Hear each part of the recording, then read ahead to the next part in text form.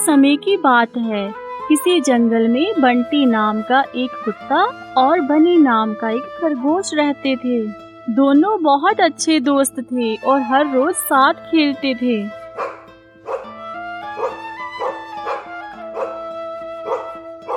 बंटी बहुत तेज दौड़ता था और बनी भी उछल कूद में माहिर था।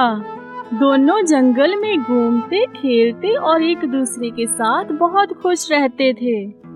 एक दिन बनी ने बंटी से कहा कि हम जंगल के उस पार चलते हैं। सुनने में आया है कि जंगल के उस पार मीठे मीठे फल लगते हैं, लहराते हुए फूल और ठंडी ठंडी हवाएं चलती हैं। क्यों ना आज हम दोनों वहां चलें? वैसे भी स्वादिष्ट खाना खाए हुए बहुत समय हो गया है, अब कुछ नया ट्राई करते हैं। नहीं नहीं, ये तुम क्या कह रहे हो? जंगल के उस पार तो बहुत बड़े बड़े और खतरनाक जानवर रहते हैं। अगर हम किसी मुसीबत में फंस गए तो गड़बड़ हो जाएगी। नहीं बाबा, मैं हूँ ना तुम्हारे साथ, हमें कुछ नहीं होगा। आज हम पेट भर कर खाएंगे। चलो चलो, अब जल्दी से उस जंगल में चलते हैं।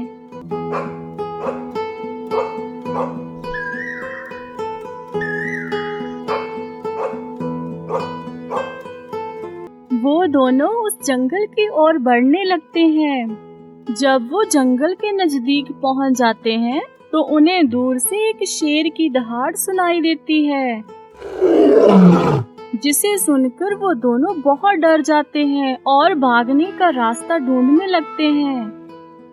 अरे बाप रे, ये तो शेर की दहाड़ है। तुम सच कहते थे, हमें यहाँ नहीं आना चाहिए था। अब जल्दी से यहाँ से भागने की तैयारी करो। बनी जल्दी से भागकर झाड़ियों में छिप जाता है, लेकिन बंटी को छिपने के लिए जगह नहीं मिल पा रही थी।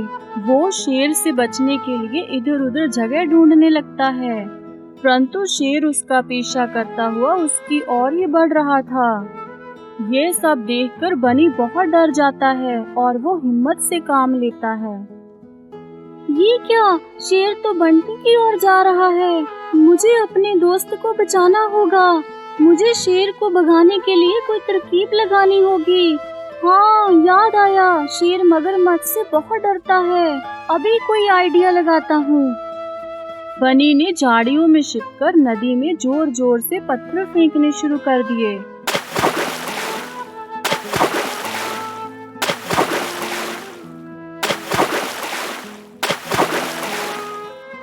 शेर को लगा कि नदी में मगरमच्छ मेरी ओर आ रहा है।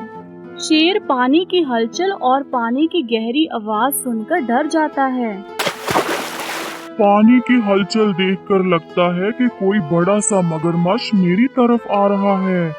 मुझे यहाँ से तुरंत ही भागना होगा। शेर डरकर पीछे हट गया और धीरे धीरे वहाँ से चला गया।